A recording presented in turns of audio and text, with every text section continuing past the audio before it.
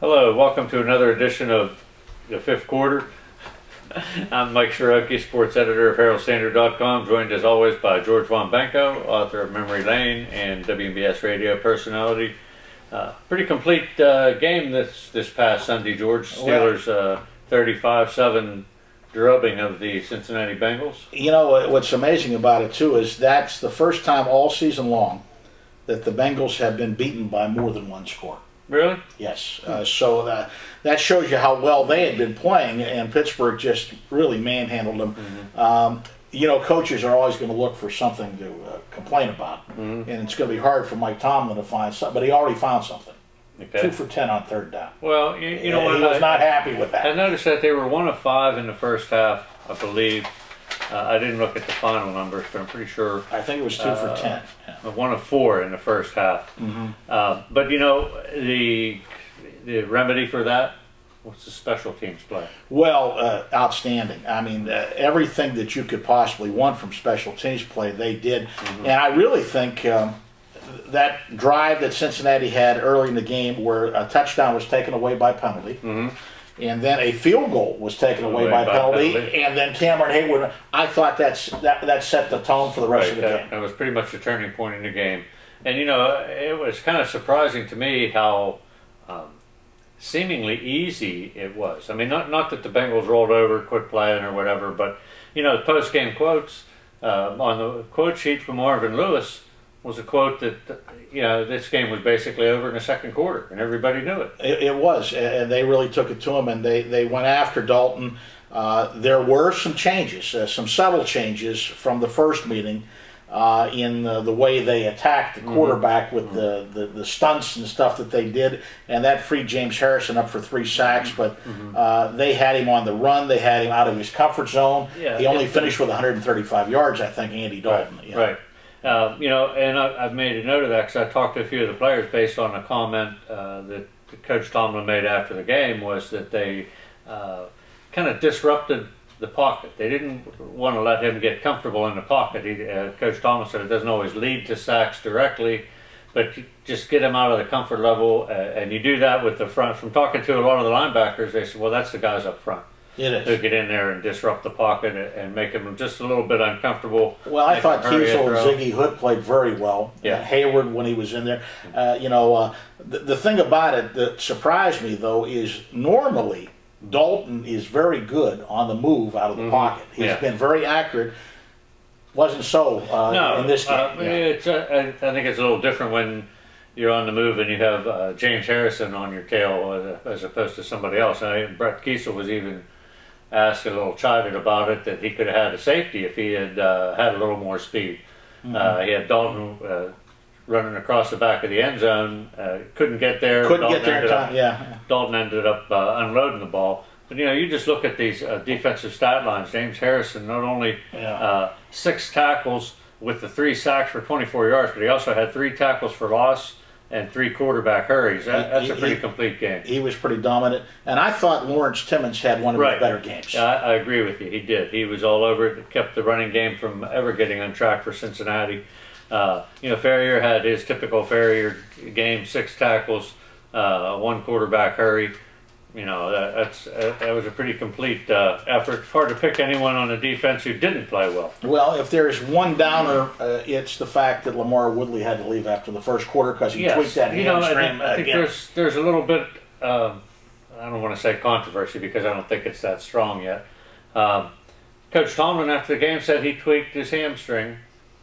Talking to Lamar Woodley, he didn't say there was a tweak. He just kind of made it sound like, you know, they took me out because the game was in hand.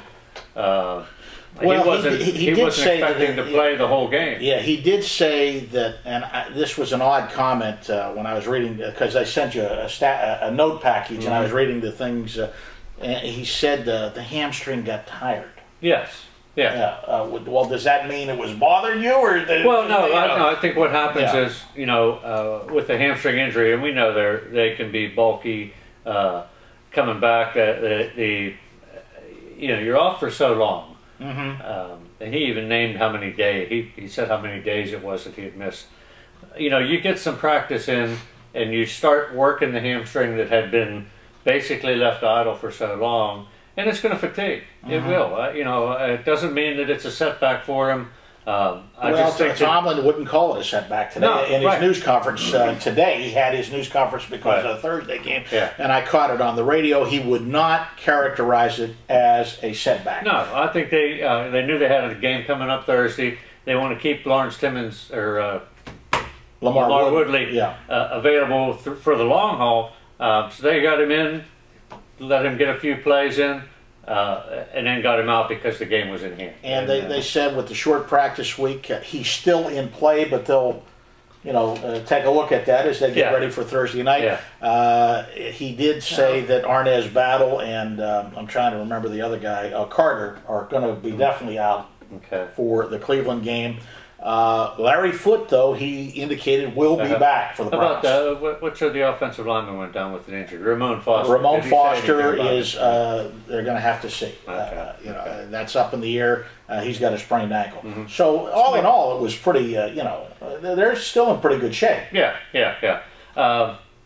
One more thing to note about the Cincinnati game that I think is noteworthy is Hines Ward, 5 catches, 30 yards, didn't get in the end zone. But he did cross the 12,000-yard threshold, and a lot of us in the media kind of take shots at Hines when we can. But the guy has proven that he's a lot. He's a wonderful receiver.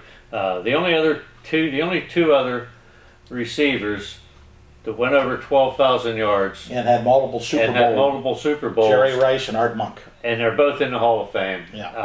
And by Hines Ward's own admission, hey, I'm not even a deep threat. I've never been the fastest guy in the world, which probably separates him from the other two even. I think the thing, Hines Ward, you talk about his value to the team and this, and of course it's diminishing with age, but the thing that I think he has really done that doesn't get enough publicity, except from the people he's done it for, or what he has done with the young receivers. He has taken them under his wing, and he has made that young receiving group a better receiving corps by some of the things, work ethic, the way you approach your game, what you're supposed to do. And every one of those guys, the young money guys, talks about what Hines has meant to them, and I think that's invaluable. He's the consummate professional. Okay, so I think is there anything else to bring up about the 35-7 drubbing of well, just that I want to get back to the special teams and finally broke one. Antonio Brown, the punt return, and I got to tell you this. I was sitting next to Chuck Greenwood and some other people in the press box, and they were getting set. They were deep in their own territory. They were going to punt, so I think Antonio was around midfield around. And I turned to some of the guys in the press box, and I said, he's going to break this one. And there he goes. And I said, maybe I should go to the casino afterwards. Should have. I should have, You might have been too wealthy to be sitting here next to me today. Well, I might have been sitting here wearing a barrel. Well, true. The only other thing I want to mention about the Bengals game is I'm hoping that, as you see the headline from page 1 of Herald-Standard.com today, Steelers dominate Bengals. I hope the Bengals rebound from this because they could be very helpful to the Steelers down the stretch. 2 games come to mind. The obvious one is the last regular season game when they host the Baltimore Ravens. A win by Cincinnati would be very helpful to the Steelers. They also have a game up against Houston, which could help the Steelers because the Steelers cannot afford to be in a tie with Houston for home field or for one of the top 2 seeds either because they lost at Houston. Well, it'll be interesting to see how they respond because it's, as I said, it's the first time all season long that they really had their heads handed to them in a game. It'll be interesting to see how they do respond. They're sitting with 5 losses. I mean, if they could realistically, you could look at it and say, okay, well, the Bengals are done, but maybe they're right in the thick of things with the Jets and some other people. That all has to play out with some more games. But you're right, it does depend on how they respond to this thrashing handed to them by the Steelers. Speaking of thrashings, our good friends from up north, the Cleveland Browns, coming into town Spit the bit. for a NFL Network Thursday night game. I believe it's going to be on, is it KDK locally? I think. Yeah, I'm pretty sure it's Channel 2. Channel 2 or Channel 4, either KDK or WTAE, one of the two will have it. as will the NFL Network. I was disappointed with I mean, after they had gone to Cincinnati and really, really played them well, Cincinnati had to pull it out at the end with a field goal. You know, I thought, well, they're going to be home. They're playing it, and Ray Rice just torched them. Yeah, 200 yards rushing, I believe. That was a career high for him. Yeah. But Cleveland, you know, their season, I'm sure they had higher hopes than what they've been able to realize so far. But it's still one of those games where you could throw out the record books anytime the Browns and Steelers get together. Well, Tomlin was asked about the fact that the Steelers have beaten the Browns 14 out of the last 15 meetings. Tomlin did his best effort to say that really doesn't matter. We live in the now. Those are different teams. But, you know, you have to wonder whether, you know, they're going to be really fired up. Now, the thing that is good for Pittsburgh is they are playing at home. Yeah. And the fans will get them a little charged up. You know? And while they have a short week, it doesn't give them much time to think about against whom they're playing and all the other happy stuff. It's, you know, it's a matter of, as the coach said, these guys have to be smart above the shoulders this week. Well, and they have ready to for a game because there are some weapons there. I mean, you know, Colt McCoy has had a rough year, but he does have some people to throw to. Peyton Hillis is back, and he has hurt them in the past. He's a good running back, and of course, there's Josh Cribbs, who how did Tomlin describe it today? He said, "We have been dead Indians enough in that cowboy movie." With Josh Cribbs returning kickoffs and punts against them. We've been dead Indians too many times in that cowboy movie. I thought you'd like that. It's one of the newer Tomlinisms, I guess. But he's right. Josh Cribbs has hurt them. Oh yeah. The one game he had 2 or 3 returns for touchdowns, 2 punts I remember, maybe even a kickoff. He's a formidable weapon, although remember the last time they came to Heinz Field was the famous James Harrison. Yes. Hit the first of many crushing hits that ended up getting the rules changed, and the officials perked up a little bit after that hit. That was the hit on. That was a hit on. Well, he had one on Cribbs and he had one on Massaquoi. Yeah. But the one on Cribbs, I remember when he came off, he was talking about a former college teammate of his at Kent. Yes. Joshua Cribbs. Yeah. And he said, well, there goes that offense. Talking, of course, about the Wildcat. There goes the Wildcat. And that's something they do have to prepare for because Cribbs is very dangerous there. Defensively, it's hard to get a handle. I mean, I thought they played well against Cincinnati last game against the Ravens. Ray Rice just torched them, and they ran at will against them. A couple of interesting guys in their defense, particularly Jabal Sheard, who shared the same complex with the Steelers. He leads them in sacks, 5.5 sacks, and he's had a pretty good rookie year. He's put pressure on the quarterback, and that's going to be a real interesting matchup. There aren't a lot of things to look for, but he's going to go head-to-head with Marcus Gilbert, 2 rookies going head-to-head. Okay. Yeah. That'll be interesting. Yeah. So who do you like in this game? I like the Steelers. You know, and I was sort of, you know, I said 10 or 14 points against Cincinnati.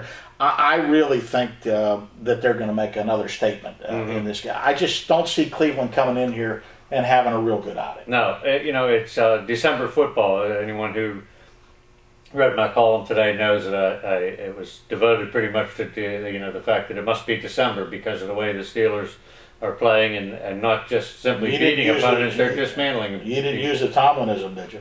They're unleashing hell in December or what? No, you didn't go there. Okay. Didn't have to go there. Didn't go there, okay. But yeah, I think this is going to be another example of the Steelers getting ready for the stretch run, making sure they hold serve, staying even with the Bengals at least. And I look for a dominating Steeler win too. Maybe I'll put a score on this one. How about 42-10? Okay. I'll go along with that. Yeah. Okay, so that'll about wrap it up unless you have anything else. That's it. That'll wrap up this edition of the 5th Quarter. Thanks for tuning in. We'll see you next time.